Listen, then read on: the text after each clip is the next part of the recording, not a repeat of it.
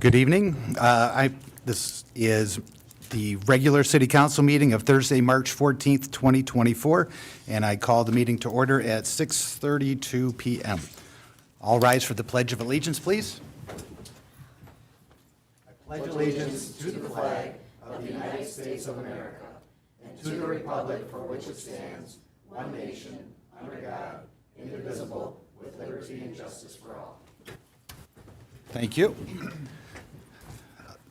Ms. Grenia, could you please call the roll? Councilmember Bransky. Present. Mayor Lessig. Present. Councilmember Odell. Present. Councilmember Perry. Present. Councilmember Jordan. In attendance. Councilmember Stein. Present. Mayor Pro Tem Sutherland. She is absent tonight. I would like to make a motion to excuse her for tonight's meeting. I second. Okay, all in favor, say aye. Aye. Opposed? All right, Member Sutherland is excused. Item number 4, approval of the agenda. Are there any additions, changes, or amendments to the agenda? Hearing, if there are none, I would entertain a motion to approve the agenda. Make a motion to approve the agenda as submitted. Second. Okay, motion by Councilmember Odell, second by Councilmember Shornack to approve the agenda as presented. All in favor, say aye. Aye. Opposed? Oh, by the way, aye. So motion passes. The agenda is approved. Item number 5, citizen participation on agenda items only. This is the part of the meeting where if you can't remain throughout the meeting to that particular point in the meeting and you'd like to speak, you can speak on those agenda items now. All right, seeing no one in the audience who would like to speak, we will move on to item number 6, consent agenda. And if there are no changes or pullouts, we would entertain a motion to approve the consent agenda. I'll make a motion to approve the consent agenda as submitted. I'll second it. Okay. Motion by Councilmember Odell, seconded by Councilmember, we'll pick one, Stein, to approve the consent agenda as presented. All in favor, say aye. Aye. Aye. Opposed?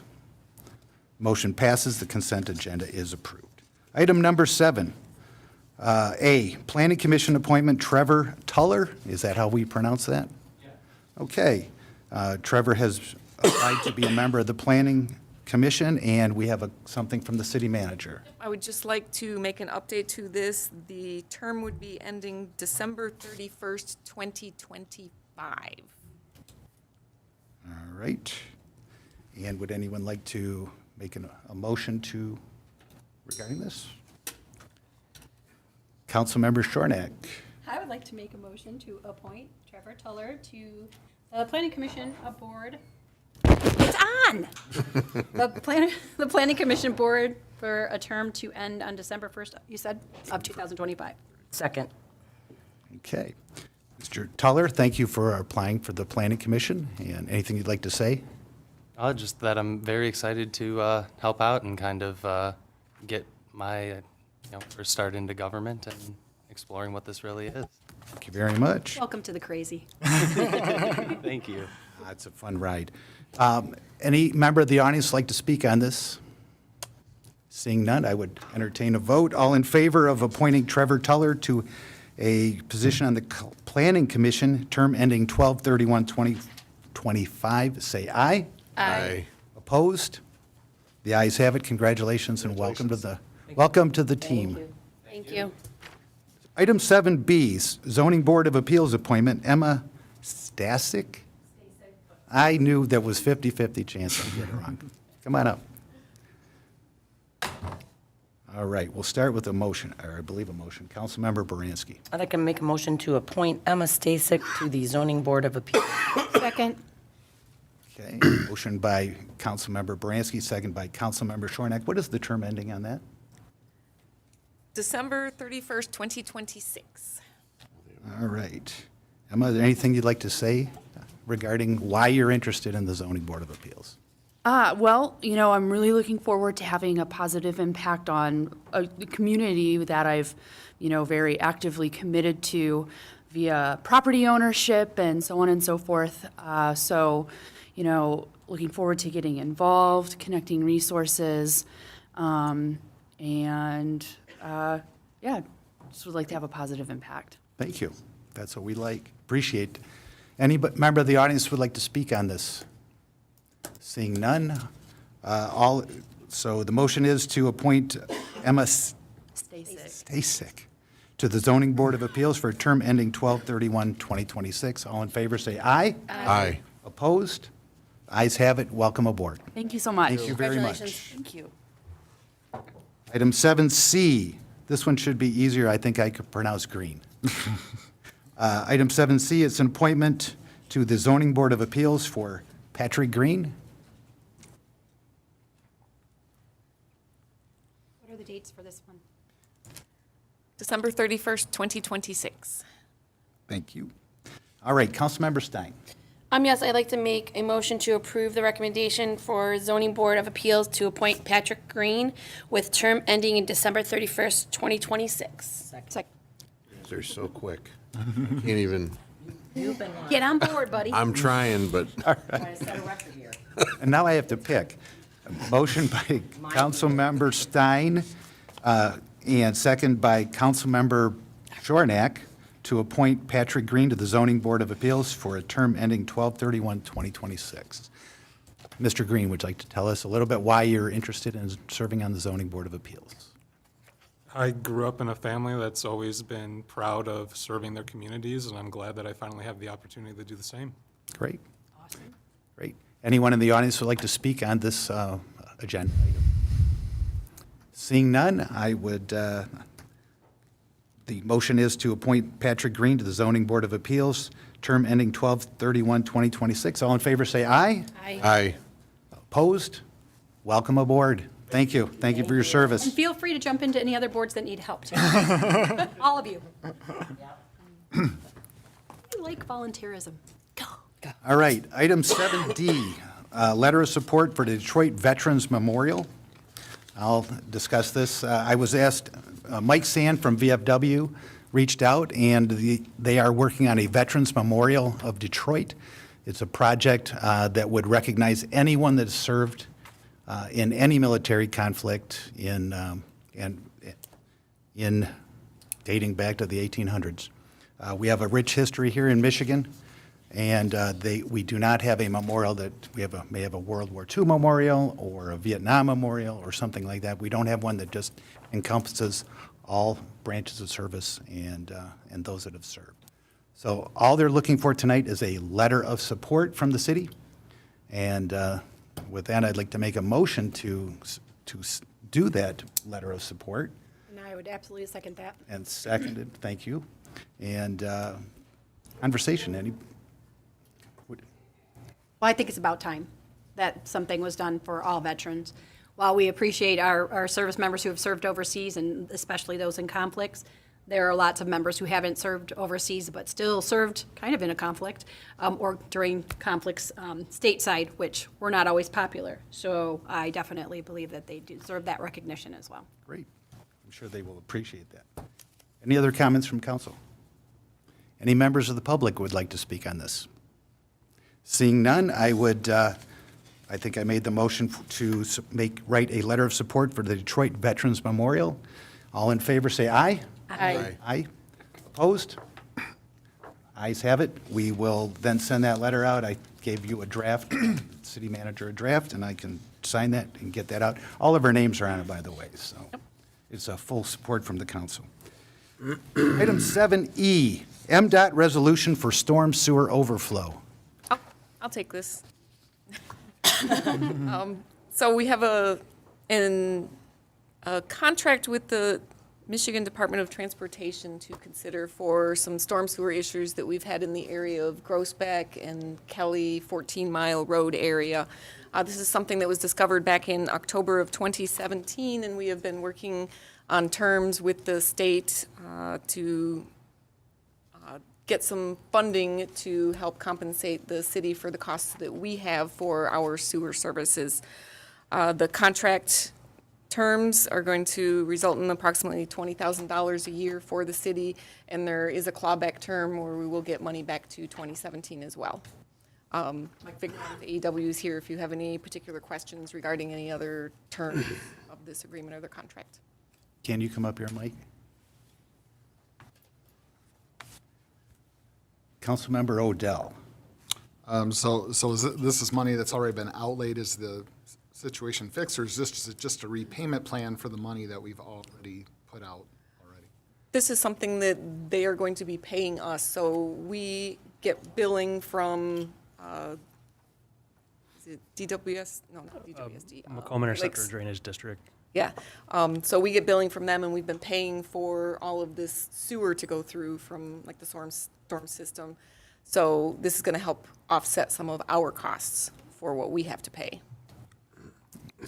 So, Mr. Vigneron, could you kind of give us a brief history of where this problem occurred and, Yes, this is. or where this situation arose? Sure. It was discovered during some sanitary manhole rehabilitation that was occurring in October of 2017 in approximately the northwest corner of 14 Mile and Groesbeck. We've had a number of meetings with the state, county stakeholders, and it has been 7.5 years in the making to come to an agreement. Part of the reason it took so long is we were pushing for a lot more initially, a bigger share for MDOT to pay.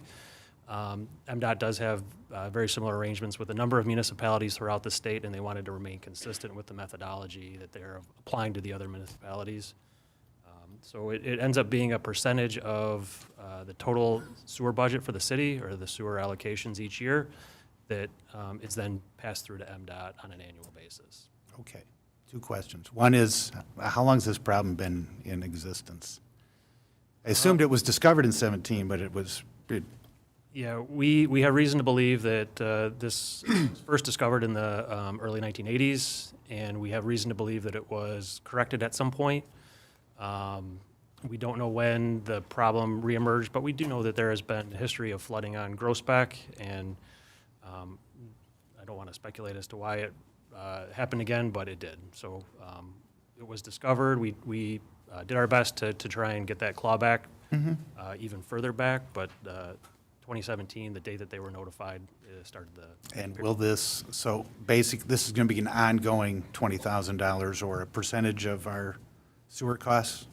Yeah, So they're not going to do any repairs or changes to it. They're just becoming a customer of our system at that. Essentially, they would prefer to not be a customer of the City of Fraser's sewer system, and there have been a couple of investigations that have been ongoing with the county to try and provide a solution for them, so they do have an outlet for their stormwater. It's just not an easy solution, which is why this is the situation that currently remains. Okay, very good. And that's $20,000 a year, or $20,000 going back to 17? Yes, that's correct. So we've provided MDOT with a draft invoice that would include fiscal year 17-18 through 21-22. It's $102,160.28. Okay. So you get kind of the scale. That's over 5 fiscal years of. Okay. And then we just keep on. All right. Any other questions from council? Any questions from the audience? All right, I would like to make a motion to support the MDOT resolution for storm sewer overflow. Oh, it's a contract. MDOT contract for storm sewer overflow. Second. No. I know. All right. Motion by Lessig, second by Odell. All in favor, say aye. Aye. Opposed? Ayes have it. Thank you very much. Glad this is finally resolved for far less money than I was hoping. And that money will all go into the sewer budget, correct? Okay, very good. Item 7F, you can stay right up here, Mike. Masonic Pump Station Engineering Agreement. City Manager. Either one of you, take your pick. Right. Thank you, Mr. Mayor, members of council.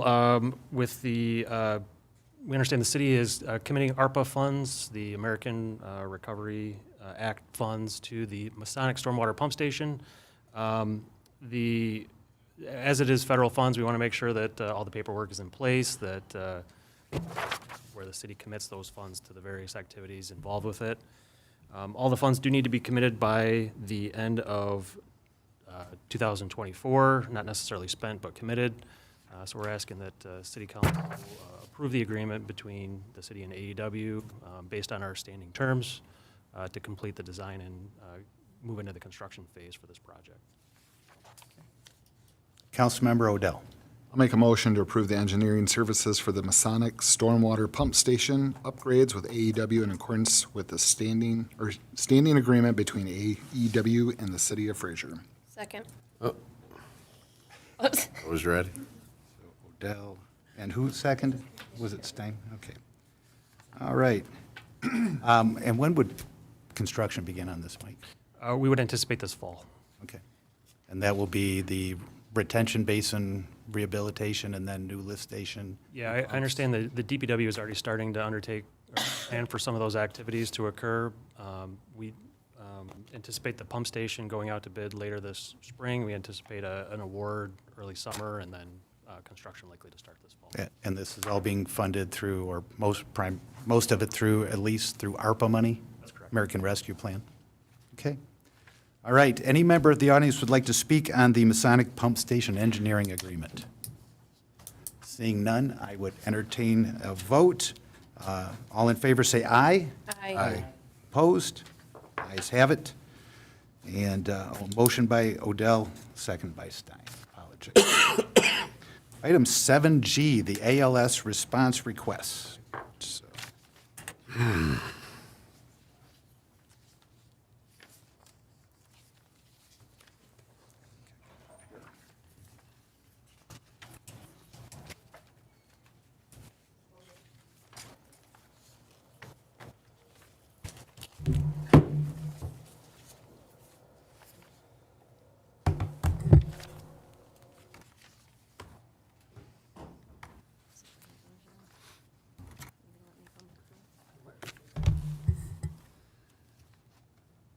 We don't know if it works. We got it plugged in.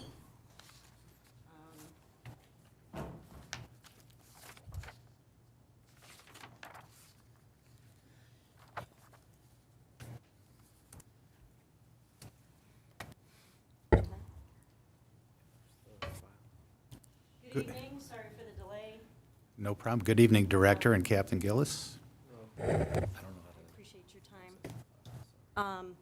Just briefly, I know that you have gotten the preliminary packet, of course, for adding an additional ALS response unit to our fleet of public safety ambulances, which is currently one. But what I'd like to do is talk a little bit about what we're asking for, and we've also got a lot of data and numbers that go along with what I'm hoping is a presentation that Captain Gillis has been diligently working to put together. So we do have a lot of data, a lot of numbers. I have a PowerPoint print off that I would like to give you after I talk for just a couple of minutes and give you the brief overview. And I'll give you that, and it will be what I'm hoping will be up on the board. Thank you. Captain Gillis will, run through the numbers, and once we get through that, then we'll try to hopefully answer any questions that you may have. So I do have, oh, I don't either.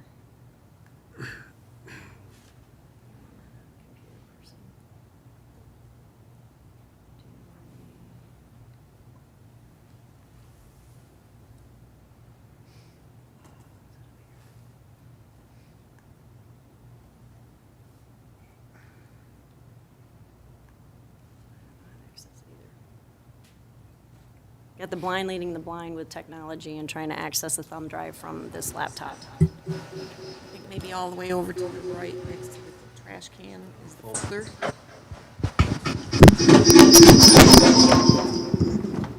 That was music that was playing.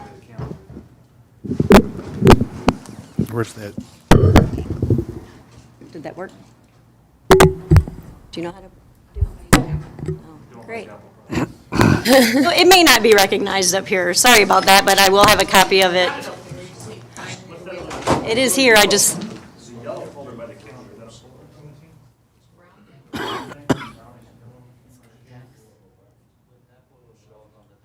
you go to file at the top.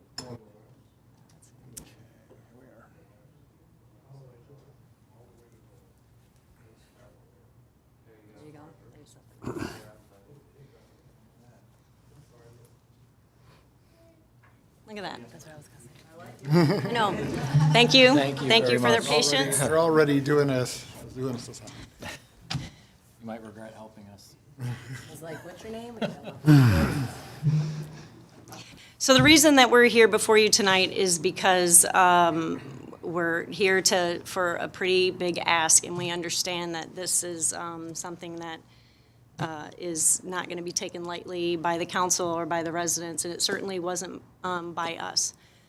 But when I came to the city, I recognized, of course, that we run our own advanced life support ambulance system here. That was something that was new to me from where I came from. And so I'm continuing to learn still from Captain Gillis, who's been in the department a long time and is greatly responsible for our EMS response and our fire response, not to mention all the police things that he does as well. And while we were going through certain calls for service and looking at what the numbers are for our EMS response, as well as our mutual aid requests, we noticed that there was just a huge gap in services that we're providing to the city. So for the last 30 years, the residents of this town have been paying a millage to support having EMS services provided by the Department of Public Safety, as opposed to it being contracted out to another city or it coming from private ambulance. So all of the officers here, or not all of them, but most of them are EMTs. We have our separate firefighter paramedics that are here, and that's how we have been providing ambulance services to the residents of this community for at least the last 30 years, supported by this millage. So while we're going through our calls for service, we're recognizing that a large number of our calls for service for medical response are being handled by our mutual aid partners. And I don't want that to go unrecognized, that we certainly thank Roseville and St. Clair Shores and Harrison Township for their assistance. We also provide a little bit of mutual aid to them as well, but the mutual aid that we are receiving from them to handle the call load that we have for our medical response is much greater than what we're providing to them. So that got us looking into our system and what we have a little bit deeper. And over the past 3 years, the calls for service for medical response have increased, and not just here in Fraser, but in our neighboring jurisdictions as well. And we have mutual aid pacts with Roseville and Harrison Township and St. Clair Shores for fire EMS, but we do not have those mutual aid pacts with Clinton Township, Sterling Heights, or Warren. Those cities are much larger than ours. They're not interested in a mutual aid pact with us, which also means that if we ask them for help for EMS, they won't provide it. And there have been times where our call volume has gotten to where our one ambulance is in service handling a medical run, and we've had to ask for mutual aid, and Roseville is busy handling their own residents as they should, so is St. Clair Shores, and we've had to seek and go out even further. We've been denied by Sterling Heights and by Warren. And there's no guarantee that any of these mutual aid pacts will stay intact. I don't have reason to think that anybody is going to cut it off, but that potential is there. So as we're looking at our calls for service and recognizing how many mutual aid calls we get, we realize that we're receiving twice as many, or double the mutual aid that we're providing to others, which got us looking further into what can we do to provide the service to the residents of the city that they're paying for through this millage.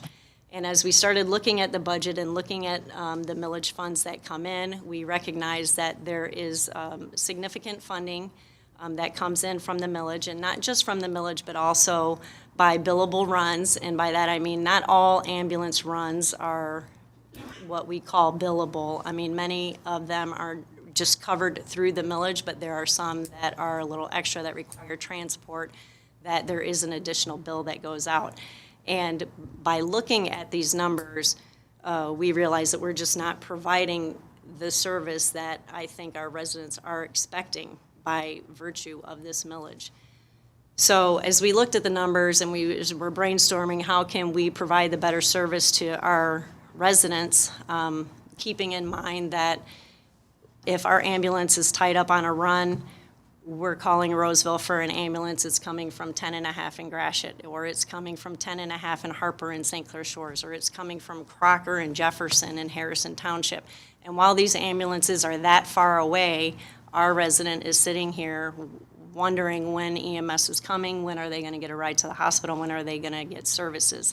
Now, we'll send an officer there, but the transport, the rig, the equipment is just not there while we're waiting for a rig to come from 9 miles away or 10 miles away. So it's just not the level of service I don't believe that the citizens expect or deserve, certainly considering the fact of the millage that they pay. So as we continue to look at this and look at the funding availability, and looking at what we believe the projected expenses to be, it seems very reasonable and more than reasonable. I think I'm super happy that we actually are asking you for this, because with the funding that is there and what we're asking for, that would allow us to put a second ambulance in service. The second ambulance would be only in service part-time. So the ambulance we have now, I mean, this is the Public Safety Department, so it's a 24-hour operation, right? So we run the one ambulance 24 hours a day, and we'll continue to do that.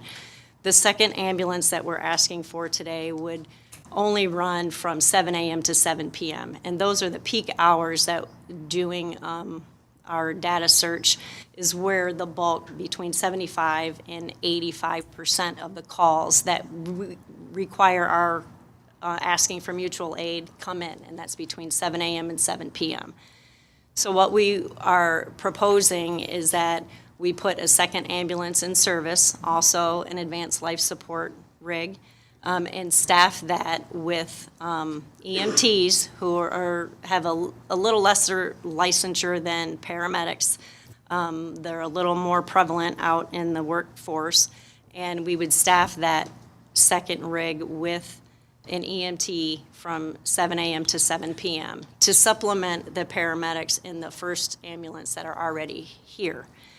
In doing that, we would also free up a PSO so that they would be able to stay in the city and not have to be out on the rig on the transport out of the city because the hospitals are not here. And so the PSOs would be able to either respond to another call or respond to fire scene or another call for police services while EMS is doing their job being EMS. So that's really in a nutshell what we're talking about here, is bringing in another ambulance that would run from 7 a.m. to 7 p.m. Monday through Sunday, every day of the week, that would be staffed with an EMT in addition to the ambulance we already have that's staffed with paramedics. With that, and do you have anything to add to that, sir? No, ma'am. So I will ask Captain Gillis to go through his slides. I'll provide this to you if you want to follow along or make any notes. May I?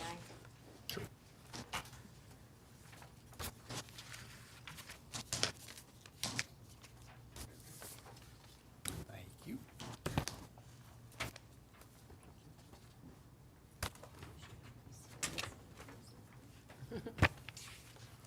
Thank you.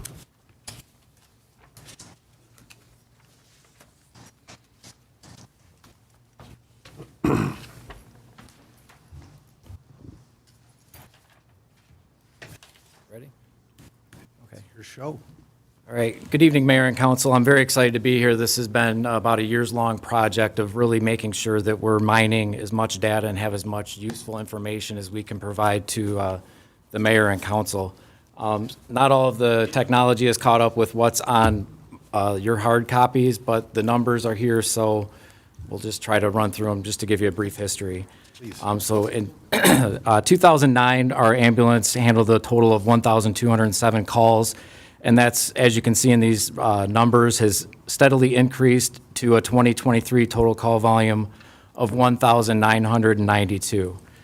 So that's an increase in the 14 years of almost 800 calls.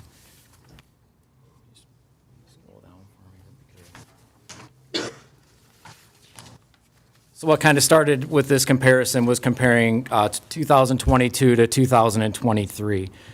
What we noticed is we handled around 1,910 calls back in 2022, with that number increasing to 1,992 in the year 2023. As the director spoke, in 2023, we received mutual aid a total of 143 times from neighboring cities, and we also provided mutual aid 81 times. One of the downfalls of this mutual aid, and I can speak from personal experience of in December where I was in a situation where I was at the station, heard them dispatch a medical run, and we had 0 people available. We had no patrolman available. We had no ambulance available. So I took one of the EMT firefighters that we had in training, and we actually went to Fraser Villa and took that medical run and waited for our ambulance to clear the hospital and return back to Fraser to take that medical run. Luckily, in my situation, I was there for about 20 minutes, but it was in a medical facility that had a nurse present, and we had a stable patient. But that definitely kind of nailed home with me the situation that we're putting our first responders in, where they're on these calls and they're dealing with the patients who are having a medical emergency, and they're just being told, an ambulance will be here, an ambulance is on the way. And with these mutual aids, I kind of just did a rundown. Roseville, they have 2 stations. One's 2 miles away, the other's 4 miles away. Based on the computer map, it told me that it would take 7 minutes from one station and 12 minutes from the other station. St. Clair Shores has 3 stations that each have an ambulance. The response times for those were 10 minutes, 13 minutes, and 15 minutes. That was from their station to the address here, 33,000 Garfield. I understand that's under normal traffic, but they're not going to realize a time savings of half or anything like that. If it's 10 minutes in traffic, it's going to be 8 minutes, let's say, in an ambulance. It really is still a very similar time frame. And then Harrison Township being the furthest away at 7 miles and 9.5 miles with 13 and 15-minute projected drive times. So it's really not what I feel is the best option as far as relying on these jurisdictions to make their way to our city if we have an emergency. We actually did have an incident where one of our PSOs had to make a decision to drive someone who was struggling to breathe to the hospital in the back of a police car, which for them was probably one of the hardest decisions they've made. Do you wait for an ambulance to get here, or do you just load them up in a patrol car and drive them to the hospital? And I think one of the things that really stands out to me is how we found out about that was when we were interviewing someone for a PSO candidate, and they found out about this because they're on a ride-along.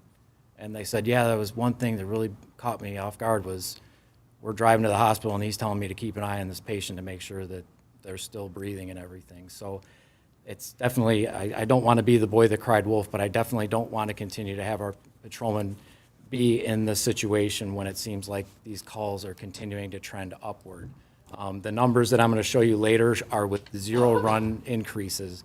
I didn't want to project any run increases because if run numbers all of a sudden magically plateau, I don't want you to think that I was trying to inflate numbers, because that's not the case at all. I think the numbers we have now more than justify this request. So getting into the actual funding, the budget revenue for 2022-23 was just over $1 million. Our expenses were $618,000, so the net revenue for the ambulance fund was $410,000, which is contributed more and more over the years to why there's a significant fund balance in that account. The 23-24 ambulance fund. Can I just ask a question? Yes. Contemporaneous? I'm sorry, I didn't. I'm sorry, no, yeah, I'm sorry. The budget revenue, is that all from the millage? I have it broken down on one of the next slides. Oh, okay, perfect. Yep. Sorry. I wanted to try to give you the truest sense that I could of where this money actually comes from. Okay, awesome, thanks. Absolutely. So this year, the amended budget for the revenue is $900,000. So far, actually, year-to-date, we're already at $962,000, so our revenue estimates were a little off. If we were to take the average monthly revenue from the ambulance and multiply it by 4 more months, that's going to be an additional $171,000, which is going to take the potential revenue for the ambulance fund to $1.1 million for this year. Going on to the next slide. And that's an estimate, that could change. These are all- It's not going to be the actual number. No, I totally understand, and that's where, when I'm tasked with trying to project things, I'm always going to try to be on the conservative side, use the numbers that are already there, and I understand that it's never going to be a cookie cutter. We did this many this year, this many this year. I completely understand that, but it is a lot of data, not just It's because. a ballpark. Mr. Odell had a question. Yeah, so with the revenue and expenses, you said, the expenses were a lot lower. Was that because we were understaffed at the time? And, if we're fully staffed, is that gonna line up as our expenses going up? Because we had some retirements of PSOs recently, within the last couple of PSOs years. really do not fall into this number other than any overtime they get for an ambulance run or their annual EMT bonus. Okay, so this is just. This is strictly for our firefighter paramedics that work the ambulance. I just want to make sure I was comparing the right numbers. And correct me if I'm wrong, but this is the ambulance fund, so it's money that comes into the ambulance fund and it supports the ALS and the firefighter medics. Correct. That's- Anyone that's tasked out of those expense Yes, accounts. no PSO, Not any no police fire services. trucks, No. nothing like that. So Okay. Yeah, this is- strictly advanced life support functions. Okay, thank you. Based on our current projected expenses, we're at right around $750,000, which is going to be a revenue of roughly $380,000, just projected based on the numbers that we've seen so far this year.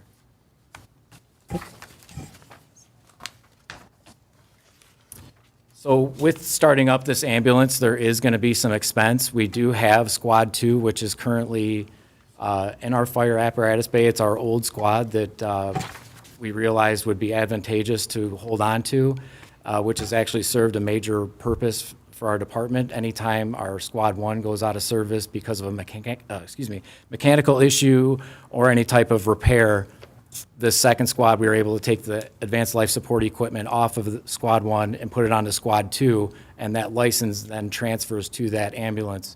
So we're able to keep our ambulance in service, which is something that we didn't have previously, and we've noted as a great benefit when an ambulance can go out of service for 2 to 3 days for some kind of repair.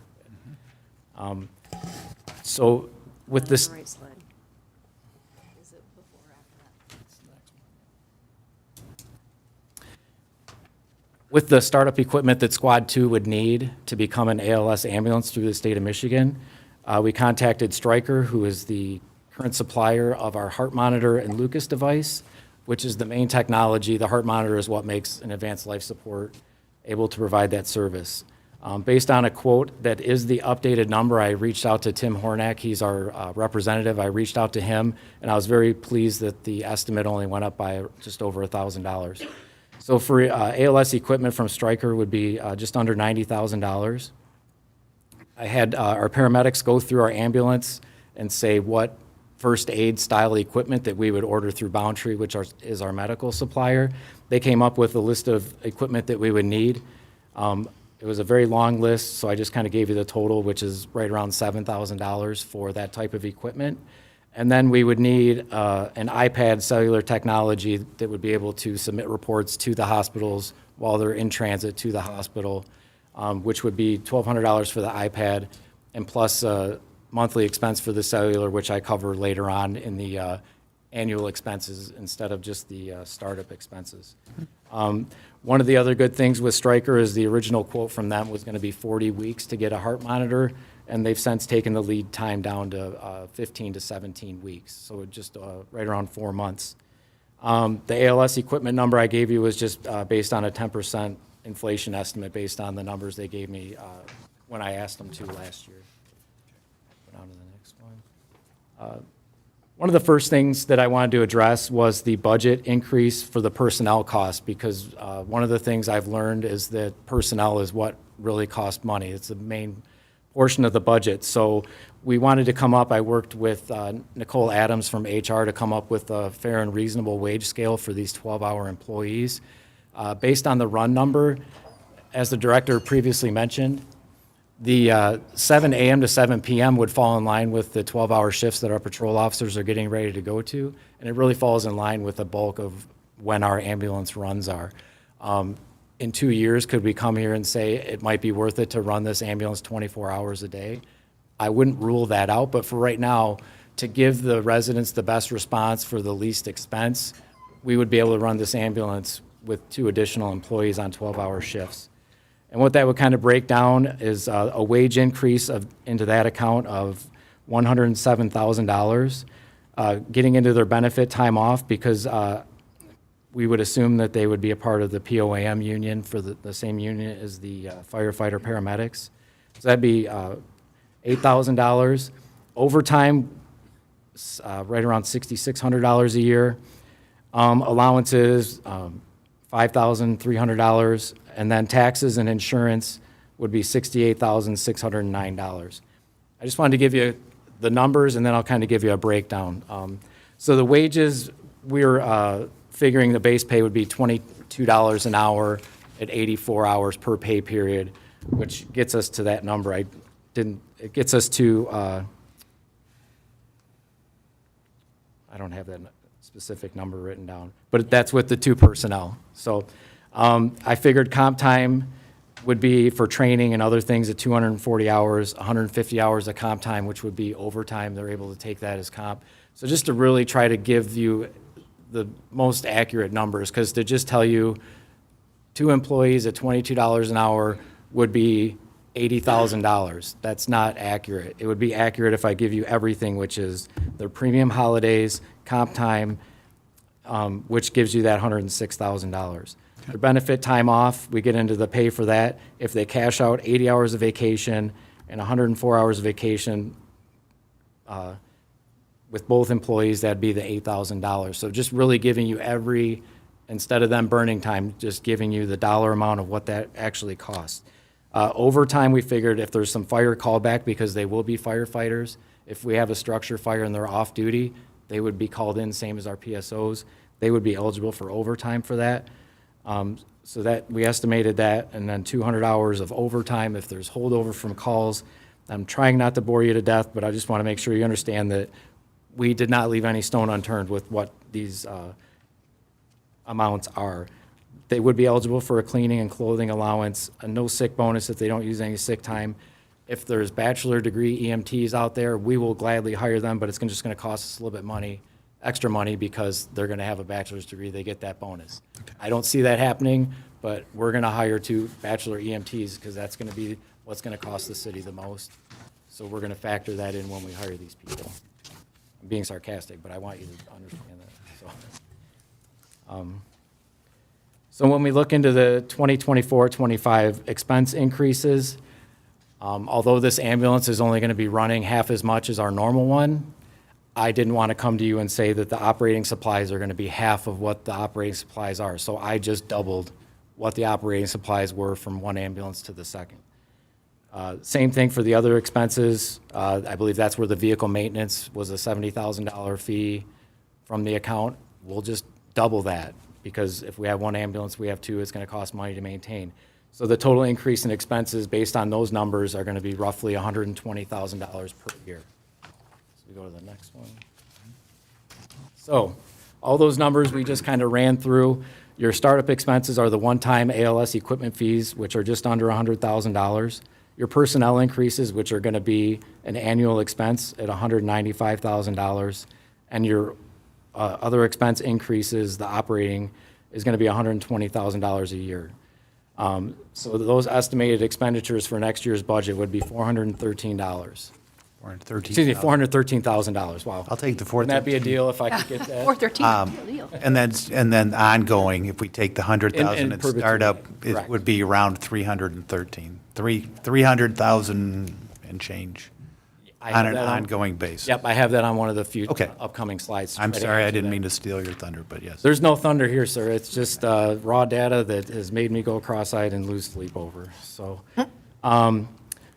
So predicting also next year's ambulance income, I did talk to the finance director. There's a new income in there for interest, which wasn't in there previously, which is something she said is going to continue. So I did include that. Otherwise, I was more than happy to get rid of that figure. So with taxes, interest income, and a stabilization fee, I based it on 4% because that's what the difference was from 2021 to 2022 budget year was 4%. So that's kind of been my number moving forward. I'm for this. sorry, what's that 4% represent? It represents, I have 2 previous budget years. So it was revenue budget year 21, 22, and 22, 23. I just basically did some high school math and just said, okay, this is what the difference is. It's a total of 4%. It's all I could really compute in my head, so I said, I'm just going to run with 4% for the revenue increase for those categories. Correct. Based on the transport fees that we have from Acumed, they're our billing person. They're the company that says, yes, you had 1,992 ambulance runs last year, but only this many were actually billable. And they give you a monthly report of what your average recovery is, how many runs you're running averagely per month. So the information they provided me that's most recent is they're saying that our ambulance has 91 monthly billable encounters that we're able to bill for. We might have 150 ambulance run numbers, but if it's a refusal, we don't bill for those, so our city realizes no revenue from any transport. So that average of 91 per month multiplied by our current average recovery, which they say is $430 per month, gives us that figure of $482,000 per month. If we're per year, annual. 482,000. 91 a month, yes, correct. 482. If we were to add a second ambulance in 24, 25, going off of the 2023 year numbers, if we were saying on 140 occasions another ambulance came to our city, 80% of those would be covered by our ambulance. The other 20% running this ambulance 7 a.m. to 7 p.m., we're not going to realize those numbers. So we take that down to 80%, and then we say of those numbers, only 60% of those are going to be billable, which gets us down to that number of 6 monthly billable encounters, which is about $31,800 that this second ambulance would be able to bill. Could it be more? Sure, because we don't get mutual aid calls if we don't have an ambulance available. So if Roseville were to need an ambulance and we would be the closest one, but our ambulance isn't available, they're going to call St. Clair Shores. So this gets into a lot of those moving, yes, sir. So having the second ambulance, if we're called on more, we're bringing in more revenue from when they're going out and when they're not being used here. Am I understanding? Correct. If we are using mutual aid from Roseville, they are the ones that will recognize that. Right. So what we're trying to do is, aside from, of course, providing the service, is keep it here. Right. Any billable.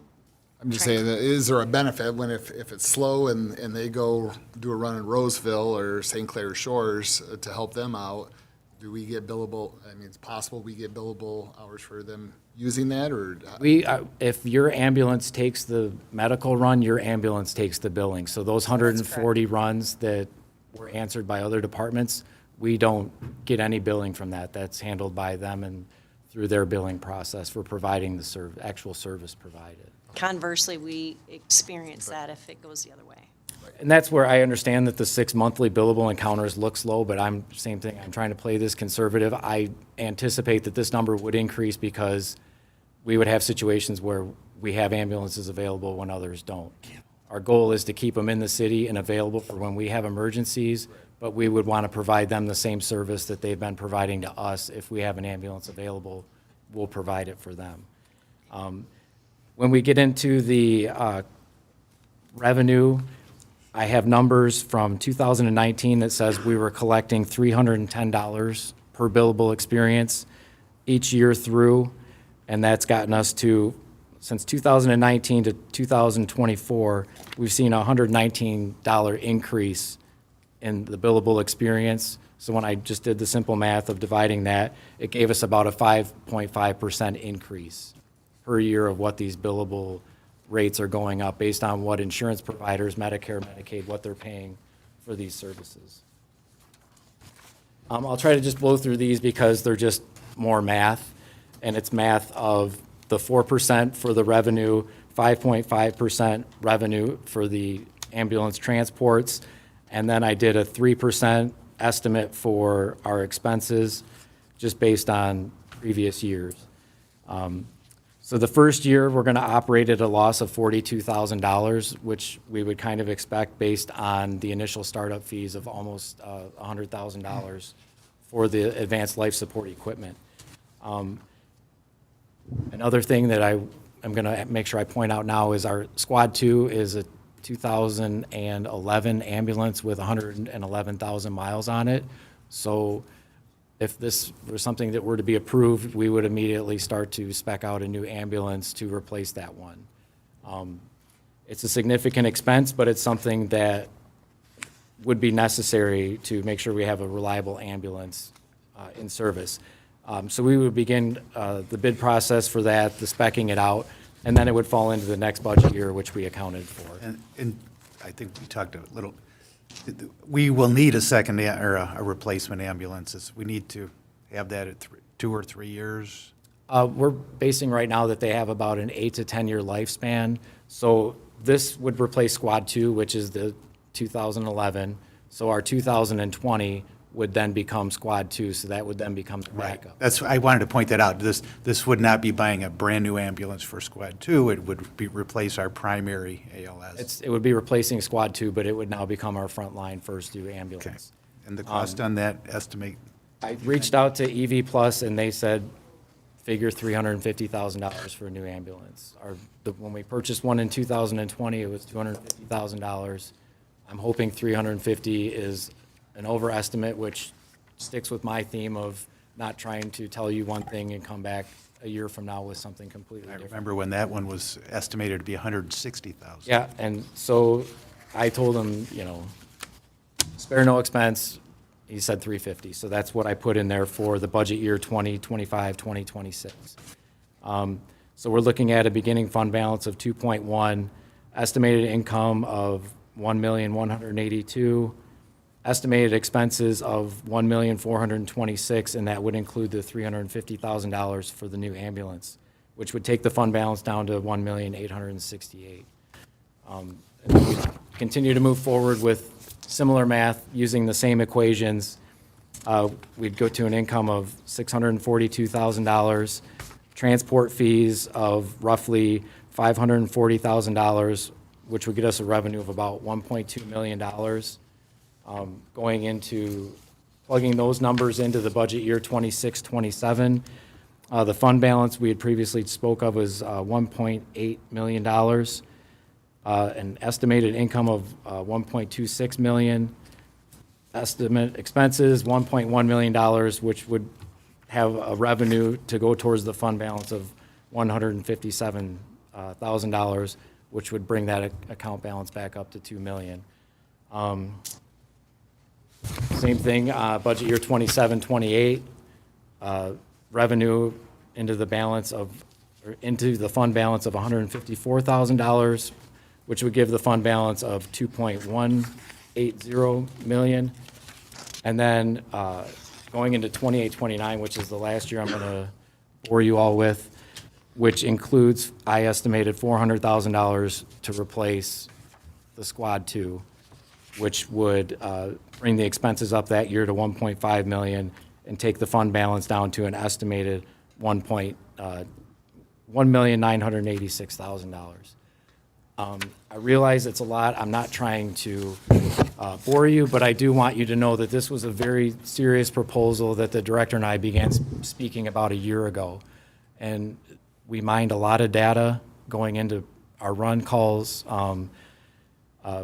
how many went mutual aid, how many we responded to, and it's really what we feel is the best option for the city. Because at first, I think we were kind of sold on the idea of one ambulance with 2 paramedics is going to keep police in the city, and it's going to be the best ambulance service ever. But we had this extra calls that we just can't handle with one ambulance. And then it comes down to, do we want to keep relying on these other jurisdictions for mutual aid? When I quickly learned that all it takes is an email from their fire chief telling me that we are not going to provide mutual aid. And I have signed agreements through 2024 with the 3 jurisdictions that the director spoke of. Will they keep it up? I absolutely hope so, but I can't guarantee you that they won't. Same thing, I'm not trying to scaremonger. I am just trying to empower our city to have our ambulance fate in our hands and not relying on other cities for covering what we're not able to. Councilmember Shornack had a question. No, more of a comment. Okay. With regards to, so I guess to sum it up in a nutshell, it's self-sustaining through the millage monies. It'll be self-sustaining, but it'll give us extra services for our residents and obviously to help out with mutual aid as well. So that's basically what I want the people to understand. It's a self-sustaining thing. It's not something that's going to cost them extra. It's already included in our millage. So would that be a good a good synopsis? Correct, this is bringing the service they're paying for more in line with what we're able to provide them. And we're still adding revenue after the initial cost, the startup cost to get it going, and paying for the new ambulance. We're still adding to the fund balance. Correct, and those. Based on the updated expenses by having the second. Correct, and the other thing I don't believe that I mentioned is I didn't increase our run volumes at all going out the next 5 years. It is numbers as they are in 2023 moving forward. Like I said, I anticipate those numbers increasing, which would increase the revenue, but I'm not going to come in here and say the ambulance is going to make $4 million a year because I can't. So great, but let's deal with worst case scenario. I gave you worst case scenario on expenses and worst case scenario on revenue, which would be no increase other than the 5% based on billing. Okay, Councilmember Waransky. Yeah, so I love so much about this. I love that it frees up our officers to focus on being patrol. But I want to make it clear, because I wasn't, until this, we pay a millage to have an ambulance service. And if I'm seeing right, these numbers, when we then call the ambulance, we get a bill for that service. So it is not self-sustaining. We are paying a tax and then paying the service. So, and that's a business model that we've adopted for years now. Right. But just so that the record's clear. Because to me, a self-sustaining one is we pay a millage and that's it. And the ambulance shows up and you get it. So I don't want people saying, how come I'm getting a bill and paying a tax? As we are hearing about every single other department that we're doing that in, where we're cutting services, and they say, we're paying a tax, why aren't we getting our shrubs or our whatever? So, but that being said, based on what you said, I want to make sure the math's right. The 600 and some thousand, that is the millage income, and you projected at 4%. Is that what that is? That's what we take in? So on your slide, 617, 747. Taxes, interest, income, and stabilization. Correct, that's what is brought in through the millage. It excludes strictly the transport. Okay, perfect, because that was the question I had asked in the very beginning, which was like, so to fund all of this, we have to bill the residents. I'm sorry, we have to bill whoever is the call for service. Because sometimes it might be a car accident, it might be people passing through. It might not be our residents that we're going, an ambulance runs for, right? Perfect, okay. And then I just had a couple other questions. And it might be for Mr. Denault. So we have a millage in place. Is it in perpetuity? Or can the residents, and you might not know the answer to this. You're supposed to know everything. That is not a millage I've had to look at, so. Because I remember when it, when it came into fruition, but I'm just, hate to go down that road and then we find out it's going to end, or what the residents can do to stop it if they so chose, so that we are prepared, that we don't, start staffing and then we find out the residents don't want it and we have to lay off or whatever. Do my questions make sense? What I'm asking? I know that you don't know the answer. I think I can address a portion of that. So through the text form, the L4029 that you approve every year, that's something that you guys approve the rates. It does not have to go to voters. But as far as if they wanted to repeal, get rid of that, that's probably something Don would be able to help with. And then one thing that I did talk to Sam about is, what does this look like if we roll it back and have to undo the program? We're finding that it's not what we anticipated. So I don't know if you want to maybe address kind of that issue. If we get to a point where, say, we're not experiencing the revenues, or we're not having Right. calls, at some point in time, people aging in place, maybe we're getting a younger population, the calls go down, we don't need the second ambulance. What would that look like rolling that back? Well, I would say as far as the ambulance goes, that we're running with 2 ambulances now, one is a backup. And so I would say that we would continue to do that. We would still have that, and those supplies would still be on there, and it would still be a backup like we're using it today. The issue would be personnel, and there's 2 people that we're staffing to put on that second ambulance now, and so we would try to absorb them another way if there were an opening, let's say, for paramedic. Could we then train them up to be paramedic and keep them? Are they interested in being a PSO? There are some options aside from layoff, I would think, that we would try to, exhaust first.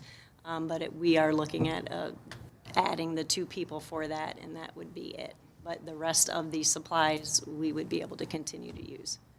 Yeah, and I apologize if I didn't look into that angle, because it's not something I see every day, these calls that they're going on, the volume.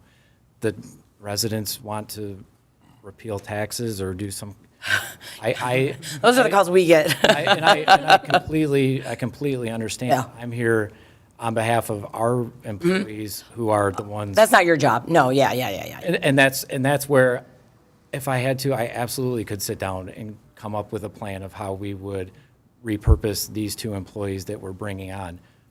But right now, I'm not seeing where that would be an issue that I'm going to have to address. Right. And so then if your predictions play out, that we would then have revenue within the first year, we'd have to supplement it with the general fund, because we'd have a deficit of 41,000. Actually, with the No, ambulance, with the ambulance fund. we already have the money in the ambulance fund to cover that, so. Yeah, you fund balance from the ambulance fund itself, not general fund. Okay, well, that's what I'm asking, because when you say we're at a net loss, We're at a net loss on our revenue, but Got there's it. a $2 million fund balance that's still sitting in there now. still sitting in there. And we're already allocating everything possible through that fund balance? And that was my other question is, selfishly, I wish you would have waited till we finished the budget, because we're still doing things, because I love the idea, and there's things I see that you can do, and I have a couple other things, but is every single possible thing that could be run through that ambulance fund, run through it, so that we can then free up money for roads and other things and decrease PA 33? And you don't have to answer it right now, obviously, but, As much as I'm aware of. Okay. All right. Okay, fair enough. Hopefully, maybe we can find some more, because that's a lot of money to be sitting in there. I agree, and I do believe, I've written a few assistance for firefighter grants for equipment. Last year, I wrote it for radios, because we have antiquated radios. And because our police officers are the EMTs, they are going on medical runs, that's a possibility that fund balance could be used to pay for these radios, which are going to cost $500,000.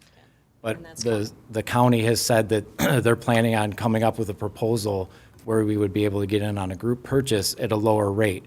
So I'd love to come to a meeting and ask for $500,000 for radios, but I'm hoping that in the next year, the county's going to come to us and say, hey, we can get them for 25% off, and then we're only coming and asking for $400,000. Perfect, So okay. we're kind of doing this, I feel, a juggling act, because I'm going to the director with 10 ideas a month, and she's patting me on the head saying, calm down. Because it is a finite sum. I mean, as we know, it's a finite sum. Absolutely, and Yeah. that's where, are there things that fund could be used to pay for that are, we believe, within the bounds? Perfect. Absolutely. The radios, they are used absolutely 100% on every medical run. We use our portable radios to communicate. Perfect. Sorry. No, good. And then the last thing that I was just going to say, people can look at this and say, oh, it's only an increase of 80 runs a year. So the other thing that I would like to see, and I know you're already doing this because I haven't talked to both of you before, we're not going to have manpower sitting in the station waiting for a run in my world by adding this look for cross-training purposes, whether they, if they're firefighters, can they do the fire inspections? Can they do other things? Because we don't have 2 ambulance runs all the time, just as our current paramedics are doing other things. Now that you're adding additional staff, if it gets approved, I would like to see other things that they can do in their downtime. Does that make sense, what I'm saying? I probably didn't say it as articulately as I wanted. Absolutely. There's a lot of ideas out there with community EMS, Yep. but they're just not in the state of Michigan yet. So I really think there's a lot of opportunities. Perfect. Would I love to have them doing fire inspections? Sure, but I'm noticing that those are something where you need very high accountability. I don't know that the EMT position here isn't going to become a revolving door. And that's the last thing I was going to say is realistically, because we're just now staffed to 6 for the paramedics, right? We're down 1. Oh, We had a Had one resignation. resign, right. So, I mean, it's one of those things where it's constant, you know. Because it's a stepping stone for many people. It's the Many entry people, job. yes. But we're a little more optimistic on the EMT level because it is a lesser licensure. It's not as labor intensive as getting your paramedics license, and it's a good quality employee. So we're hopeful that it would be a little easier maybe to even staff this. The Staff and second maintain. one And than it would be is the paramedic. a lot quicker of a training time. They would be road ready within 2 weeks, just based on what their skill level is and what they're going to be required to do. Got We it. need to get them their driving time and go through some basic fireground orientation like we do with our paid-on calls and our full-time personnel. Awesome. Okay. Councilmember Odell had a question. I guess I'm done. Comment. Or comments, yeah. Well, just country's demographics, baby boomers are retiring. That means more medical calls. So I don't think those numbers are going to be going down significantly for the next 20 years just because of the aging population. So, and the fund balance, that's only used for ambulance, right? We can't mix that with other general fund. That's what it's assigned for. So it's at a very healthy amount from what I can see. And it's somewhat self-sustaining. Oh, the billing. So just so I understand, because I'm not super familiar, I've luckily never had to have an ambulance call, but you're billing them, their insurance company possibly pays that, or they pay it out of pocket, correct? But there's going to be some that is not collectible. That's all figured into these estimates, correct? Correct. We get a monthly statement from Acumed of what our billing success rate is, how many outstanding accounts we have, how much outstanding billable money is there. It's several $100,000, but that's like anything we assume is the cost of doing business. You're going to have bills that go unpaid, services are provided. So this is reflecting that average of the. Correct. Those are the current averages from last month from Acumed, the 91 calls, billable experiences per month, and what it averages out to, the $400 per run. That's from them. They're We're not shooting for the sky and then find out, on average, you can't collect 25% of it because people just don't pay it. Oh, these are what we've collected. That average is what we've collected on. If they had uncollected money, just what people owe us, it'd be a lot higher, but I think they're in the same business where they just deal with who's paying and who's not. Okay. And Acumed is our third-party outsourced billing provider. They handle all the billing, the collect. Correct. They send us a check. Is that how that works? Or They collect, or this is something I learned the hard way, is that I think we do get the checks, and then they have to get deposited, so there's a lag there where they weren't getting, and all of a sudden it's like, how come we're not making any money on the ambulance all of a sudden? And it's because those weren't hitting the ledger. But somehow we get paid. It's through Acumed, they send our bills. Well, they've been doing that for probably 10 years or longer. Correct. They handle pretty much most municipal EMS departments' billing, and they get their fee for their services, and we've been very happy with what they've provided us. Any other questions from council at the moment? No, but I just wanted to be clear, when I was saying self-sustaining, I just meant we weren't taking it and raising their taxes to cover it. That's what I meant by self-sustaining. I do know that they do get charged. No, I just meant so that Yeah, no, I know, I don't, but that's, so I wanted to just make sure, you know, I do know they get charged, but it's self-sustaining in this fact of, we're not going to be raising the millage, it's going to be staying the same, we're not going to be raising your taxes to cover that. Correct. And more important, we're not going to be pulling money from the general fund. Exactly.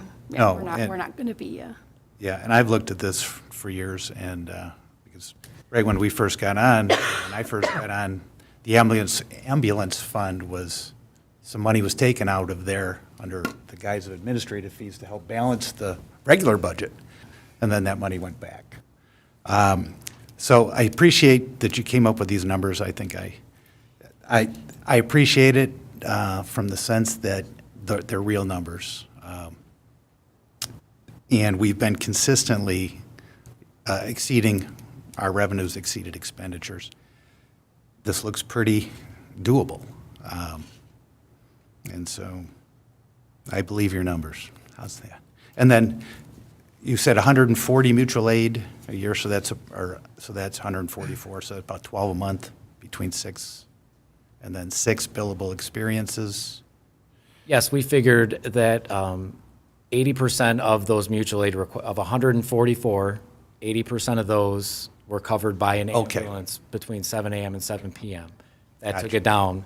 Then we said, okay, of billable experiences, medical runs are at 60%. So of that number, the number 6 is 60% of 80%. Thank you. Thanks for doing that math for me. I thank him for doing the math. All right, Councilmember Odell. The numbers look good to me. I don't see where this wouldn't be a benefit to the city and to our residents. So with that, I'd like to make a motion to approve the addition of the second ALS ambulance, along with the hiring of 2 full-time firefighter EMTs. Second. Okay. Motion by Councilmember Odell, seconded by Councilmember Baranski to add a second ALS ambulance and associated personnel. Any comments from the audience tonight? Any comments from our esteemed professionals over here? Nope, okay. I would then say, all in favor, say aye. Aye. Opposed? Ayes have it. Congratulations. Thank you very Nice much. job on Thank the you very much. presentation. Thank you. We really appreciate it. I think our Very residents are going to thorough. love that. And I want to thank Captain Gillis for all of this. His eyes are bleeding. And he's done a It's very fantastic thorough. It was an easy decision to come to when you have now he's like, numbers don't to ever give support. me math again for at least a month. All right, let's move on. Let's get back into it. Citing item 7H, deficit elimination plan. Ms. Levin, you want to start? Sure. Okay. So coming out of our audit for fiscal year ending 2023, we had a couple of funds that were in a deficit state at the end of the fiscal year based on our review from the auditors, the self-insurance fund and the motor pool fund. We are required to put together a deficit elimination plan. Our finance director has prepared that. You have that in your packet for consideration, and we are looking for approval, or, I'm sorry, a motion to approve the deficit elimination plan for the self-insurance fund and the motor pool fund. And Anjali is here if you have any particular questions about the specifics about this. Councilmember Shornack. I get the self-insurance thing because that's always a hot mess. But on the motor pool, why did we go over our budget amount for motor pool this year? So a lot of that is that we have it set up that other funds contribute to the motor pool to pay for all of the things. Right. So we've got public safety and building department, DPW. The transfers were never made. Oh, so we're just basically balancing the sheets, the GLs? Okay.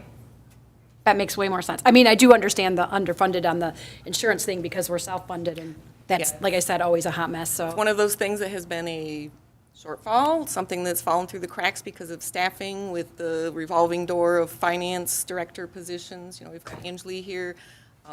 She's been a great addition to the team and is certainly learning a lot, both from our auditors and other staff that we have on hand that has been helping us with the audit and closing out the books for year end, which we'll be getting ready to do that again in about 4 months. Well, I might as well make the motion. I would like to make the motion to adopt the deficit elimination plan for the self-insurance and motor pool funds. Second. I didn't finish. I wanted to state the numbers. Go ahead. So the total transfer from general fund is $504,043 for the self-insurance fund and $454,535 for the motor pool fund. Second. Okay. The other comment I'd like to make on that is, part of it was the other funds were not charged the appropriate amount for the self-insurance. They weren't charged enough. And then from the motor pool, we basically drained that motor pool internal service fund instead of charging the other funds for the services that were provided by the motor pool. Does that sum it up? Yep. Okay. All right. Any other comments from council? Any comments from the audience? Seeing none, I would say all in favor, say aye. Aye. Opposed? Ayes have it. Thank you very much.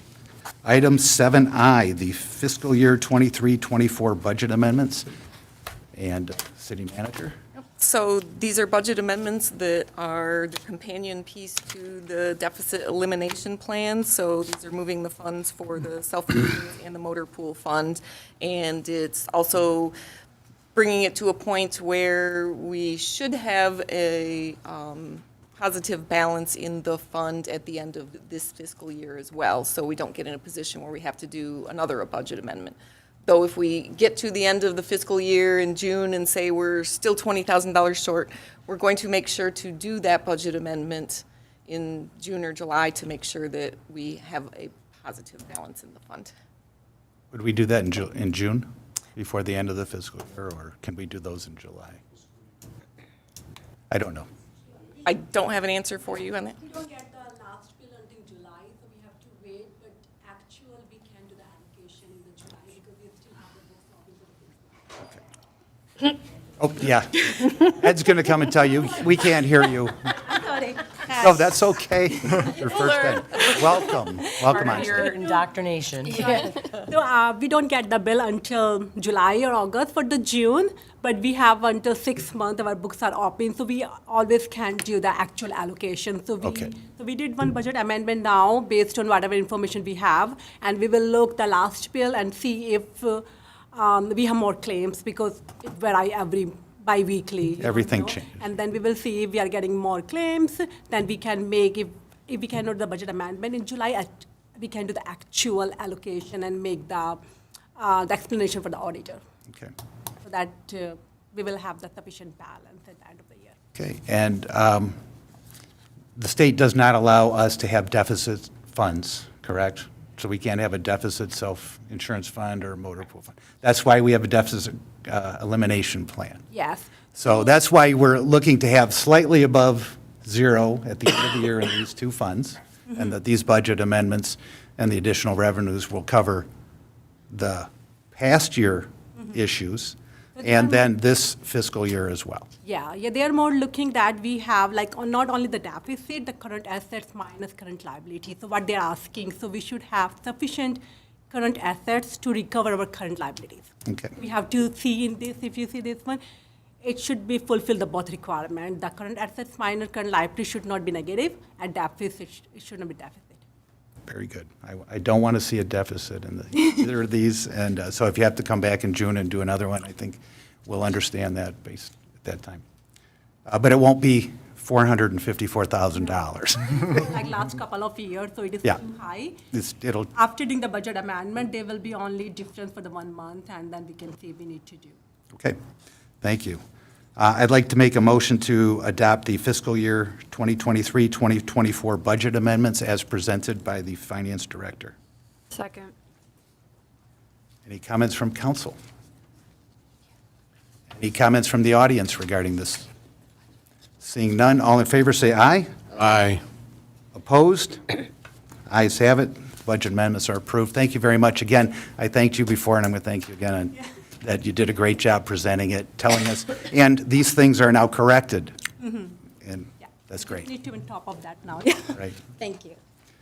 Item 7J, dump truck repairs. So we have a dump truck, number 17, that is in need of some, I would say, somewhat major repairs. Some front-end work, EGR valve, engine coolers, and turbochargers to the tune of $14,580.01. This is a invoice, or I'm sorry, an estimate that we have from Jefferson Auto to make those repairs. This is a vehicle that we currently have through Enterprise. They're our company that kind of helps manage our fleet, and they have reviewed this estimate, and it meets their standards, and they have approved it. So we are just looking for council at this point to make a motion to approve these repairs at this expense. Councilmember Baranski. I make a motion to approve the repairs as submitted in the packet. I'll second it. Finally, you guys let me. Yay. That's why I didn't say anything. All right. Motion by Councilmember Baranski and seconded by Councilmember Perry. Congratulations. Perry. And is there anything you'd like to share with us, Mr. Ragsdale? Thank you. And question, why are you here on this amount of money? Is it just because it exceeds your authority? And the city managers. Okay, I just wanted to make that, clarify that. Otherwise, you're correct. I would not be here for that. But we're friendly. All right, any comments from council? Any comments from the audience? All in favor, say aye. Aye. Aye. All opposed? Your dump truck will be repaired. Thank you. Thank you very much. Motion passes. Item 7K, spray patching program. So it's I will let pothole Mark season. explain this one. Probably do a better job. It's pothole season again. And currently, out of our 10 full-time staff, we have 2 full-timers that are going out every day in the industrial district again. A lot of the spray patching we did last year is still held up really well. But unfortunately, the areas in front of the drives where the trucks pivot and turn, it's, just tore out. So the intent is to do some spray patching this year, up to $75,000 this fiscal year, and up to $150 for the complete entire next year, if needed. We don't know. Unfortunately, you don't know until they do the work. That's why they give us the price of $390 a ton, but they have agreed to keep that price for us. Okay. So, it's very much needed, especially in the industrial district, until something is, some kind of plan is put together for the industrial district. This is my only option of trying to keep it pothole-free. So, just a question, we have fiscal year 2023 or this year, 23-24 would be $75,000. Are you also asking us to budget for next year, or are you going to include that in your budget? It will be included in my budget, but I'm asking to be able to utilize them. They're telling us they're going to hold these prices for us at $390. That's my intent, is to budget for $150 for next year for spray patching. Okay. So, we will, as soon as the asphalt plants open up, we will hit that hard this spring. We may have to go in the fall and do a little touch-up, but then it's going to be just like that again first thing next spring. So that would keep me from coming back to you again and asking for this again next year. Okay, Councilmember Shornack. Yeah, so I'm not an object to this, but this council has to make a decision. Me personally, what I would like to see is that we every year allocate a certain amount for replacement. Yes, it'll be like everywhere else in Michigan. It will be the orange barrel season forever in that district, no doubt, everywhere in Michigan, really, if you think about it. It's a constant ebb and flow. There's no way to come up with the $18 million it would cost. I do agree with Ms. Baranski that it is the smarter way to go. We will end up spending more money, but at this time, because we don't have that windfall of money to take care of it all at once, it'll be an inconvenience, but I still think that they deserve those streets to get repaired. those streets are not done correctly anyway, so if we do them correctly, I'm sure they will last probably, knock on wood, a little bit longer than these ones have that they've been just getting by with. But I really think this council needs to come up with a plan, again, with them, because we can't just keep putting a Band-Aid on it. And we can't keep pushing and pushing it down the road, because that's been what's been done for decades. So I would like to see this council be the council that finally takes an initiative to start the actual replacement process. Even if it's like, okay, we're gonna allocate like, $1 million to start, okay? Then we do $1 million to start, but it has to go somewhere. We can't just keep patching it. It's just not gonna be functional for anybody. That was my first thing. And since I have you in the hot seat I figured, and I know Mike's here, I'm gonna ask you two questions, and I'm sorry, just give me a little leeway. Two things. What is going on, because we already allocated the money for Masonic and Kelly. So before that, if someone can tell me that, you don't have to tell me right now. And secondly, why is it that our county roads, so 14 Mile, why don't they just replace the pieces that are crap instead of keep patching them and then go, okay, now 6 years from now, we'll replace the whole thing. But in the meantime, if they just replace slabs as they go through there, it would be way more cost efficient. It would be less work in the long run. Why isn't that something anybody ever does anymore? Why do we waste so much money? I don't know if you know the answer to that, but I'm just curious, because this is going to be the same thing with the industrial district. We need to just take care of it, I mean, even though we'll be doing it one piece at a time it has to be. Why do we not do that? I don't mean one piece of concrete at a time there. I meant one street at a time in the industrial district. I just meant on like 14. Well, that was a lot. Yeah, I know. Sorry. Okay. It's just been really bothering me. I drive. Call your county representative. For as the industrial district, options of a miscellaneous concrete contract is not an option. Typically, what we would do in those situations is we would go in and we would cut out patches, especially in front of their drive, and do where the worst spots. We do that all the time throughout the city. It's not an option there because the street is sitting on clay and there's no drainage, there's no aggregate underneath. That's number one. Number two is the concrete is in such poor shape. Where do you stop to get good concrete to pin it, to attach the new concrete to the old? It's all beat up. So that answers why we haven't done that in the industrial district. Now, what we could do is what you suggest.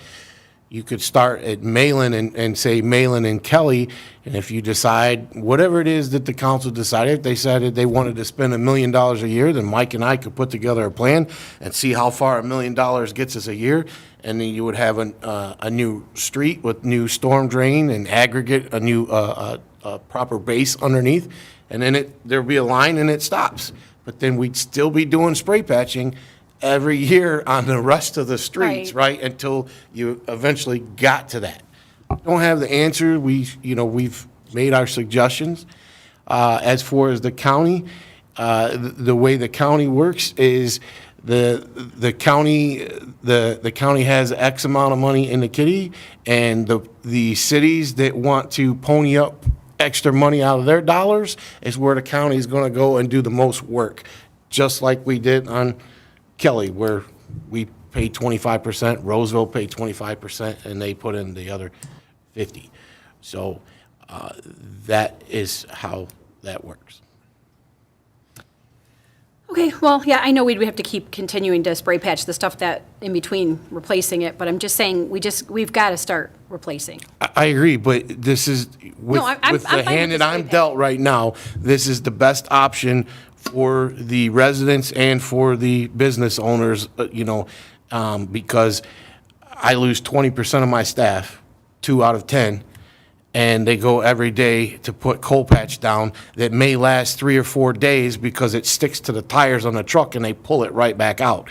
At least the spray patching, the majority of it is staying a year now, No, again, I'm fine with this. I just want to make sure, I'm saying to council, we need to make a plan, and we just need to do it.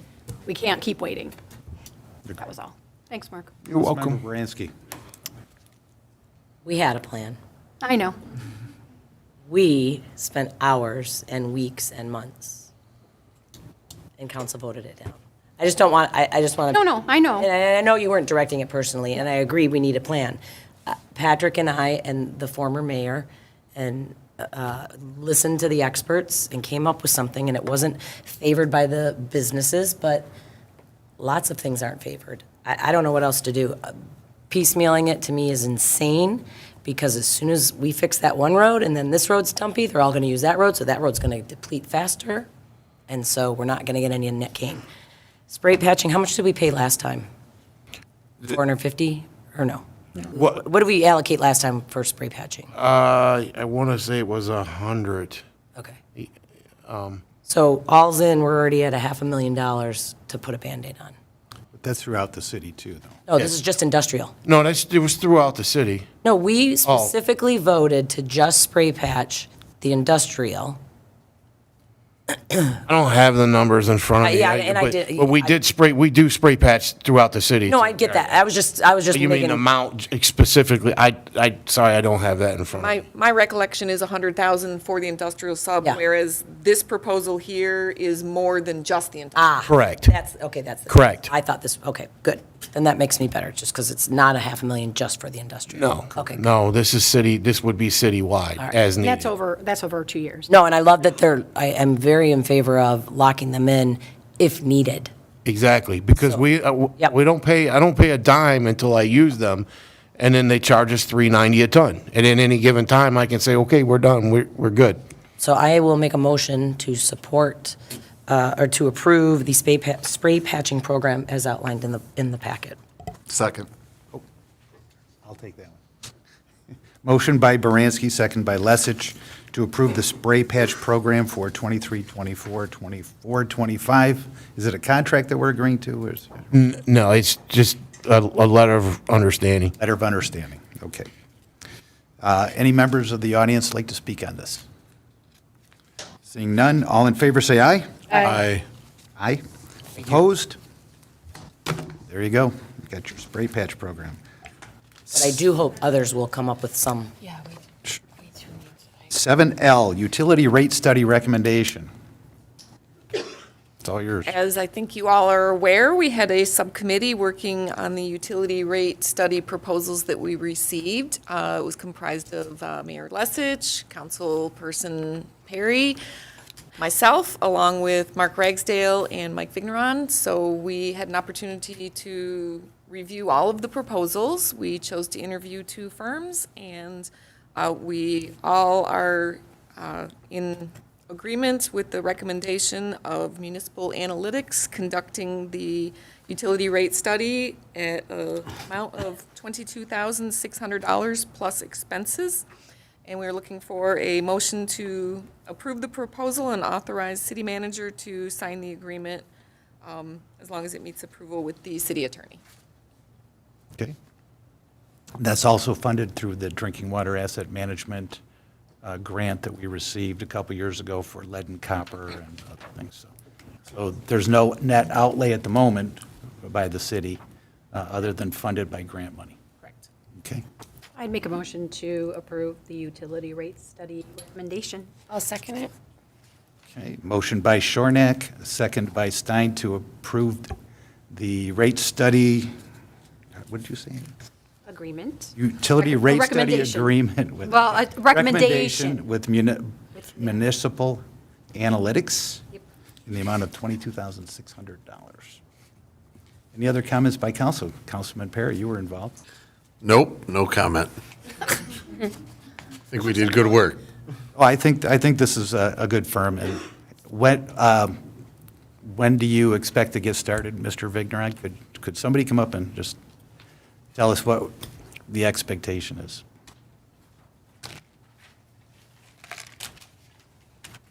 Not you specifically get started, but when would the study? Based on the timing, we would expect that we would request a form proposal or form agreement from them, have Don review that, and once everyone's in agreement, we anticipate this would be a 90 to 120-day effort on their part. They'll immediately start requesting information from city departments, and depending on how quickly we can turn that around, We'll have a couple of meetings with various members of city departments and administration. They'll prepare all their documents and hopefully have something to city council in form of a formal presentation, like I said, maybe 4 to 5 months out. Okay, so July-ish, July, August, something like that. At which time we would then review the rates for the coming year.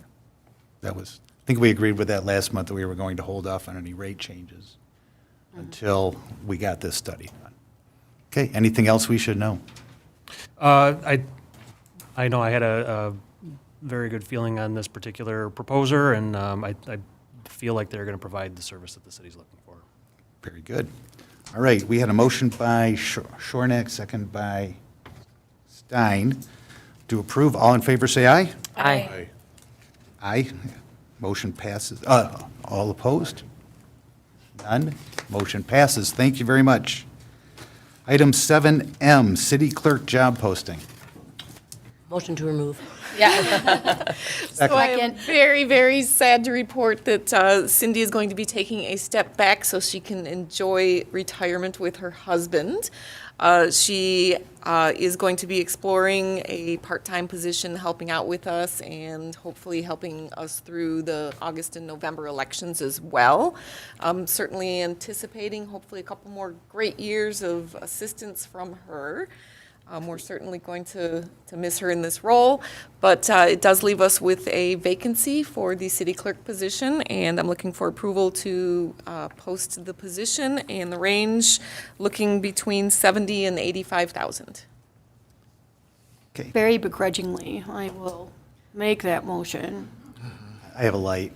Oh, sorry. Councilmember. Oh, I would defer to you, but because I just want to Councilmember express, Shortman. I just wanted to express my complete joy for you. It is a gut punch for those of us that interviewed you, and the positivity you have brought to this city, and the professionalism, the expertise is just bar none, and you've set the standard very high. But I will not make the motion to replace you, so. All right. I said begrudgingly. All right. I will second your motion. Did you make the motion? I did. Okay. And I will Motion- second. And I said All very right. much begrudgingly. Motion by Shornack, second by Baranski to approve the posting for the city clerk position. I would also say that you've been an asset to the city, and I hope that we can retain you in some capacity to assist us in the transition. So any other comments from council? Any comments from the audience on this? All right, all in favor, say aye. Aye. Aye. Opposed? Nay. Yeah, the ayes have it, and it was unanimous. So thank you very much, Cindy, for your service to our city. And if I didn't live here, I'd live in Richmond Township, where you serve in an elected official capacity here. So, all right, item 8, returning business. Resolution opposing state water affordability legislation. Councilmember Shornack. I wanted to thank everybody for letting me have a little more time to look more into this. Unfortunately, after reading everything and seeing all the things that are out there, I would also oppose the current literature, or the current legislation, sorry, with regards to that. I think that there are a lot of programs out there, and I'm sure there will be more programs coming. I just don't know that this one is the correct one. Okay. So, but thank you, everybody, for bearing with me on that, because I just wanted to do a little more digging. That's fine. Any other comments right now? I'll make a comment. Okay, Mr. Odell. Councilmember Odell. It's my understanding, the county commissioners have already voted opposing this as well. I just think it's, the intention is good, but the deliverable to make this happen is bad. I don't think, as much as we pay a higher share, I feel, than a lot of other customers for the Great Lakes Water Authority. As a small city, we pay a bigger share. Water bills are already extremely high. $2 doesn't sound like a lot, but, I don't think that our citizens should be paying directly to subsidize other citizens that don't live in this community for the majority to pay for their water. I think it should be done at a state level. I'm not saying that programs shouldn't be out there. There are lots of programs out there, but it should be uniform throughout the state, not regionally. And as much as we pay for water already, I'm not going to burden our residents with any more fees to redistribute costs to other people that don't live in our community in this manner. So I also support opposing the legislation. Councilmember Stein. Yes, I would like to echo exactly what you said. There's a need for this kind of program, correct? But I feel like we cannot vote to put this on the back of our taxpayers when they already, So I agree. I agree with opposing it also. Okay. I had an opportunity to go to Lansing the last couple of days at the Michigan Municipal League Convention, and yesterday afternoon,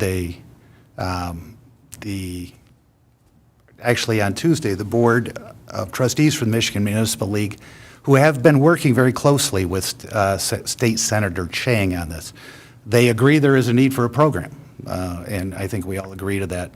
The Michigan Municipal League had some concerns regarding two things which are dovetail with what I said last month: administrative burden on municipalities and how is it funded. So they said they've had John Lamacchia from MML was very clear. He said, this is one of those cases where we've had some very constructive conversations. The state senator has been very open and engaged in the process with them. It's been cordial.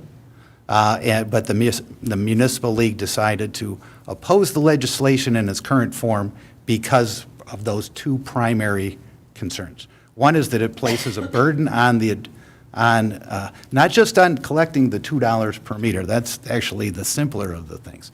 The second part is all of the other administrative burdens to determine eligibility, and then the reporting mechanism back to the state so that the state can then do that and then send us a check. I couldn't think of a more inefficient way to provide relief to customers. So I continue to support, to oppose the legislation. The Michigan Municipal League has taken an official stance on this.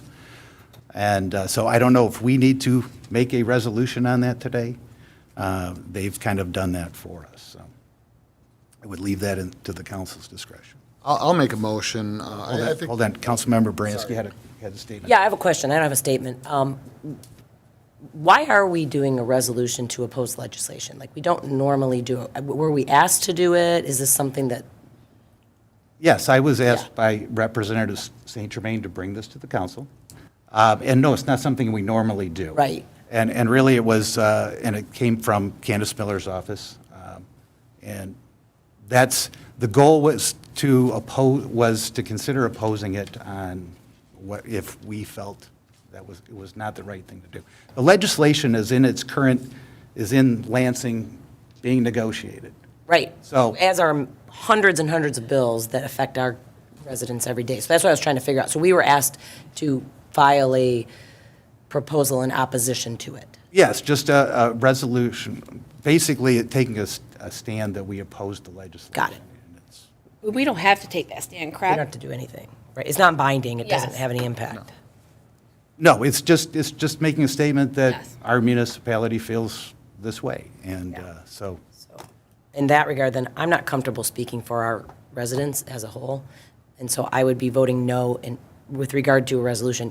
I personally don't favor it, but I don't feel that I have a temperament for our residents, particularly those that aren't going to speak up about it and the need.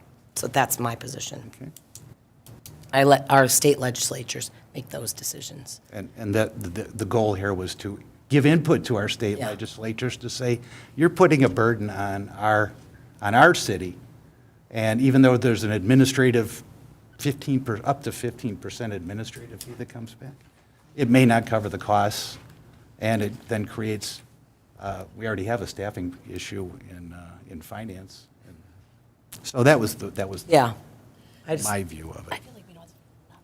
I feel like we don't need to do nothing. Like, we don't have to oppose it. We Right. just That- yeah, let it go to legislation and see what happens. Right. Yeah.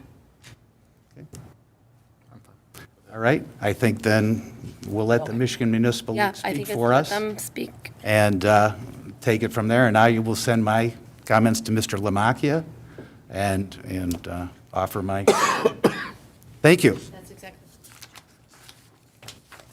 All right, let's see, where's my next page? Number 9, Report of City Administration. I would like to start with something positive. I did receive some praise from a customer regarding Bob Logan and thanking him for his knowledge, professionalism, and timeliness on the job. So I think kudos to Bob Logan for his work. I have been interviewing candidates for the HR administrator position. I think I've got some good options, so hopefully I'll be able to get someone, or at least an offer out within the next week or so.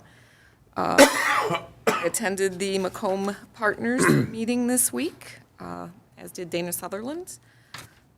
I met with Macomb County Department of Roads regarding our outstanding permits for our city signs. There's been an issue that's been hanging out there that hasn't been addressed, and I'm trying to kind of pick the ball back up and find out where it dropped and get it moving again to make sure that we can get those signs up since we're back in construction season. I had a strategic alignment meeting with VC3, our IT service provider, yesterday, and just discussing some of the ongoing issues and trying to help them with their process improvements. I've been obviously spending a lot of my available extra time on the budget, which unfortunately the last couple of weeks has been pretty small.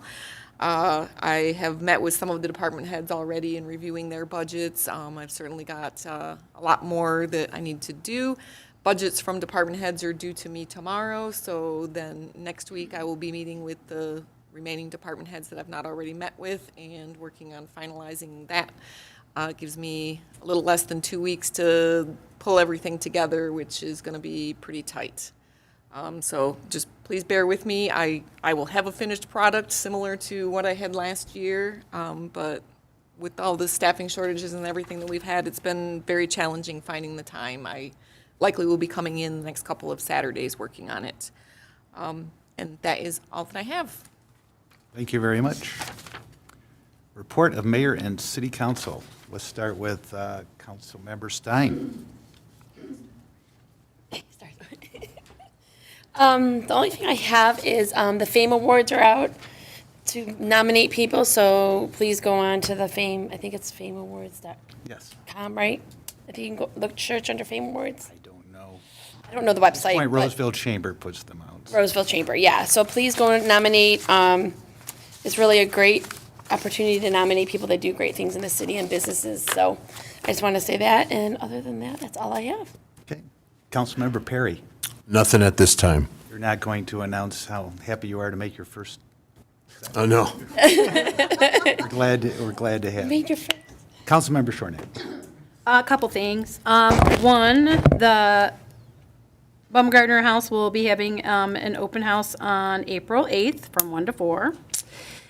They will very shortly start taking donations for their rummage sales that they have pretty much actually a couple Saturdays during the summer months. Also, they wanted to know, and I think it's a really great idea, if they can have a junior member at large, kind of like we did when we were, Mr. Lester, when you and I were on Parks and Rec with Shannon. They wouldn't be a voting member or anything, but they have youngsters who are getting involved in the community, which is awesome. They come and they volunteer their time, and they want to kind of just slowly introduce them to, some stuff that would be political, I guess, but not political in the sense of a bad thing, getting to be involved in their community and finding out the workings of commissions and stuff like that. I think it's a great idea. I don't think that we have anything, Mr. Denault, that would prevent that. We have nothing that would prevent that. We would have to describe the parameters of it, of course. Okay, so if they got you an idea of what they're looking at, you could review it, and then we could say yay or nay? Of course. Okay, perfect. As always, though, get out and support the museum. They do a lot of things. So they're going to probably be having something with the special program. They haven't decided exactly what it is, because the barn is going to be in our city for 30 years this year. So I don't know if anybody was involved in the barn and moving the barn here, but the barn is extremely old, and that is so that's going to have their 30-year anniversary with that. Unfortunately, I will not be here, but the Goodfellows are having their meat auction, their annual meat auction. I have every single time. I'm not here when they have it. I'm really bummed, but that'll be on April 6th. So get your tickets for that. And then for all those who went to Fraser schools and had anything to do with the music program, I'm sure you heard about the passing of Mr. Pasquaretti. I know Fraser is having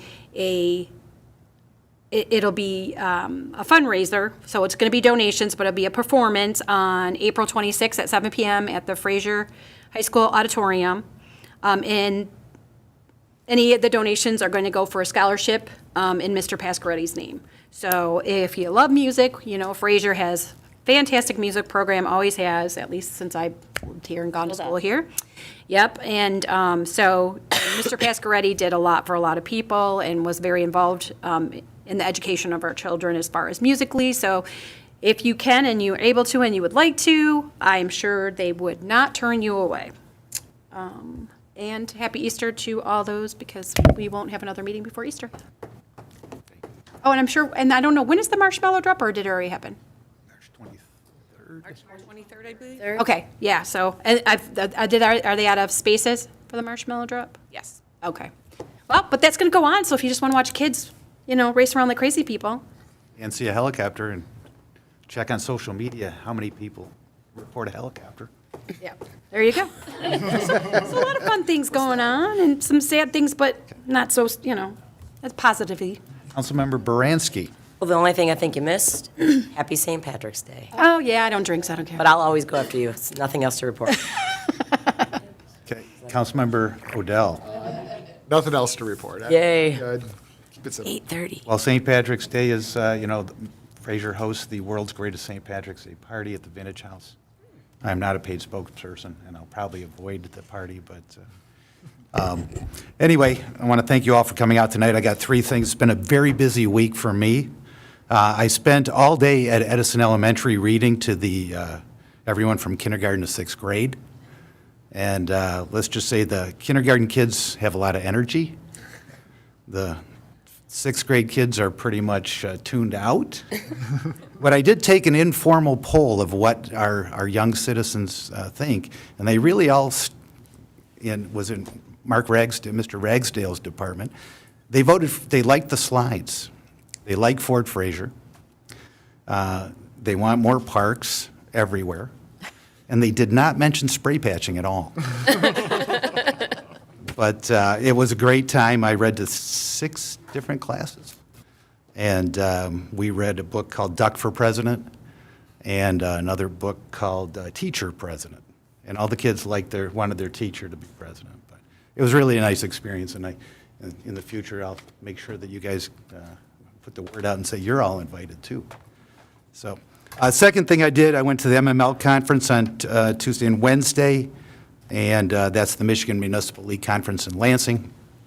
Spent 2 days talking to a variety of people from around the state, city managers, mayors, council people. I saw Mike Vigneron up there, and I met with our state rep, Alicia St. Germain. I met with our state senator, Veronica Kleinfeld, and I met another state senator named Veronica, but I don't remember her last name, from Harper. Buys. Thank you. From Harper Woods. And we really had a lot of nice conversations. I was there with the mayor of, lots of mayors. Mayor Saginaw was there. She's crazy. She's awesome crazy. She has more energy than any of us. And then the mayor of Mount Clemens. But we all talked about common problems, and we had some great sessions. We found out what's happening in Lansing. There is a lot happening in Lansing. We don't always get to weigh in on it, but feel free to reach out to the MML if you have concerns or comments. They have a lobbying team that interfaces directly with the legislature all the time. So, and they are working on a variety of things for us. I asked our state rep and our state senator for $5 million, and they said they're fresh out. But I will continue to do that. Last but not least, today I interviewed at SEMCOG, the Southeastern Michigan Council of Governments. Every year they have 2 scholarships called the Taubman Fellowship, and it is a fellowship to the Kennedy School of Government Senior Executive Leadership Program at Harvard. And at 4:30 I got told I'm going to Harvard. So I'm very excited. I've been wanting to do this for several years. It's a 3-week program, so I will be missing either a meeting in July or a meeting in June.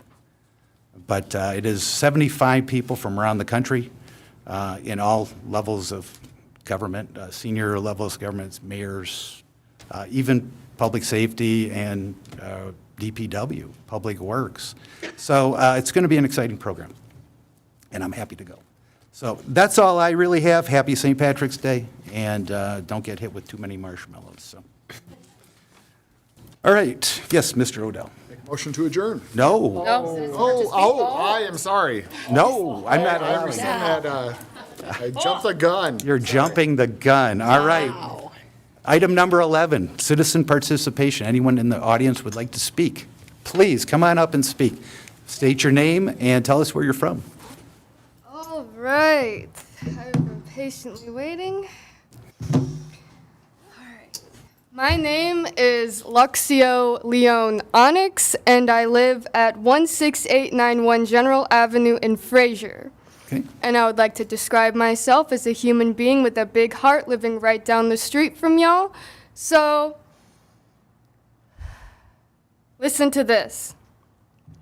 Yesterday, our government held a vote on banning the social media app known as TikTok for its pro-Palestine content, along with users on TikTok exposing the pro-Israel narrative that mainstream media has been trying to push on us since this all started. TikTok users have exposed our government and its true intentions for a while, thanks mainly to my generation, who isn't falling for any kind of pro-imperialist propaganda anymore. I heavily disapprove of mainstream media's way of portraying Israel's genocide on Palestine, claiming that it's a two-sided war and it's just Israel defending itself from Hamas. Why is Israel destroying Palestinian grave sites, churches, holy places dating back to AD, purposely destroying any kind of Palestinian history? If it was just Hamas, Israel wouldn't be starving Palestinians and blocking humanitarian aid from getting into Gaza in the first place. My tax dollars and your tax dollars are funding this genocide along with all the other illegal wars that the U.S. has started. This is a local issue too. Because of that, we're all giving Israel our money to kill Palestinians and destroy their culture and history. The U.S. is backing this cruel and unfair decision as well the whole time for centuries, and I don't want it to continue anymore. So this is why Fraser, along with many other towns in this state, should follow through with the ceasefire resolution. A permanent and lasting ceasefire for Palestine, along with cutting off all U.S. aid to Israel forever. We, the people here, need that money more than Israel to help the houseless, to put into better mental health services here, to fix our broken roads, for better recreational programs for kids, for better health care and other human services for everyone here. That's where I would actually love to put my tax dollars, not for genocide and war. Palestine deserves to be free and liberated, along with Sudan and Congo, along with all other countries under oppression and occupation by Israel and the U.S. I wish our soldiers actually went out there saving people instead of these bastard corporations. Please be a real human being and choose your hearts over greed. This will also help to liberate yourselves from this dystopian capitalistic nightmare. Don't we all want world peace, love, liberation, real freedom? This is one of the ways to achieve that. And if you believe in Jesus, he's actually Palestinian and is watching you all as leaders especially. They're bombing his people too. Thank you for your time and consideration. And this all started in 1492, not on October 7th. Thank you. Thank you very much. Anyone else would like to speak? Welcome back, George. What was that? Welcome back. Thank you. Thank you. Do I have to state my name or? Yes, please. George Higgins, 18331 Breezeway. I just wanted to thank you for taking the approach you guys all did with the resolution on the statewide water affordability bills. I think it's smart to narrow the scope of resolutions you consider, because otherwise things get contentious very quickly.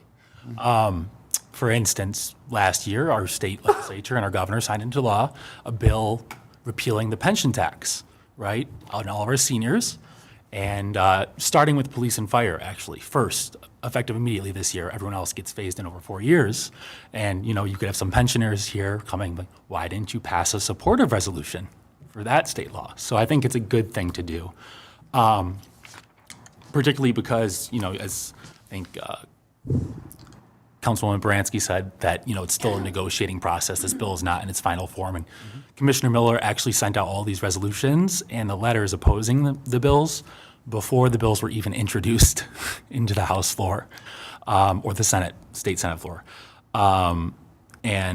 Actually, I know Manager Levin, you said that last meeting, the RAP fund that we pay into as Fraser, we're paying $1 per meter right now? No? Okay, that's, we're paying a percentage. Yeah, it's like Small, it's 5%. small, it's like 10 cents, right? But that fee could ultimately change because they're looking at like, hey, because we have this RAP program already, whatever fee there may or not be, if this bill even passes, that could fall off. Like it would take into account that we're already paying the 10 cents or the 20 cents, so it would be $1.80 instead of $2. So it wouldn't be duplicating RAP. It's just, the RAP fund is going, Meals on Wheels. The resolution talks about how Macomb Community Action administers this, and it's a county agency. That same county agency says they're going to be out of money for people who need assistance with their water bills here in Macomb County very soon later this year. So I think it's a good approach to let it lie, and we'll see what happens with it. So I want to thank you all for that. Thank you. Any other comments from the audience?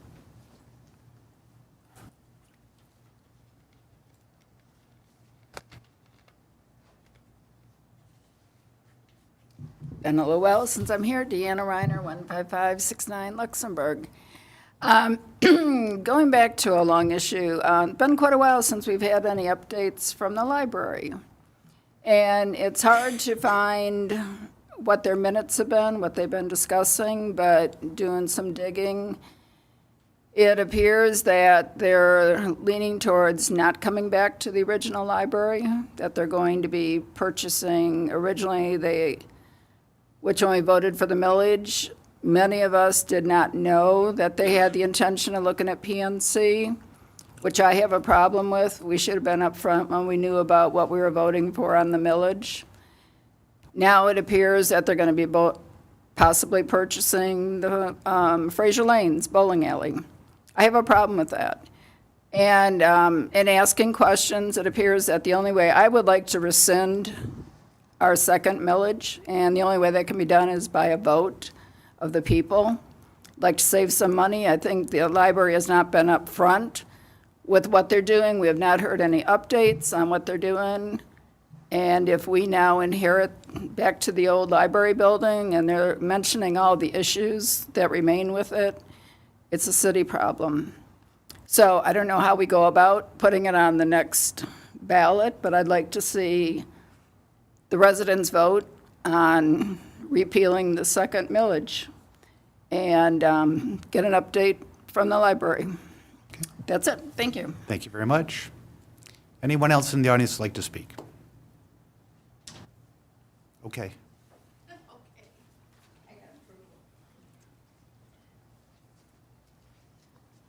Laura Lessage, 15201 Fairview. I just want to mention that the Meadows Park and Baumgartner Museum have recently been given or built little libraries. And an Eagle Scout from Troop 1402, his name is Andrew, added this as part of his project. So please get out there and fill these little libraries with books. So it's a nice addition to the parks. I went to the recreation meeting this past week, and yes, the marshmallow drop is on March 23rd, right here in the park in Stephens. There is no more slots, I would say, for the marshmallows, but there will be, the Easter Bunny will be there, as well as farm animals, so you can still bring your kids or grandkids over to check it out. Okay, Patrice? And I also want to mention that, let's not forget that VFW, Fraser VFW will be having their spaghetti dinner later this month on March 27th. It's a great time to get to meet your community. All-you-can-eat spaghetti for $12, includes salad, dessert, and a beverage. And beer. Beer and wine, yes. All right, that's all I have. Thank you. Thank you very much. Anyone else like to speak? If not, I will. Man, your finger was fast on that. Councilmember Odell. I make a motion to adjourn. Second. All in favor? Aye. Opposed? Meeting adjourned.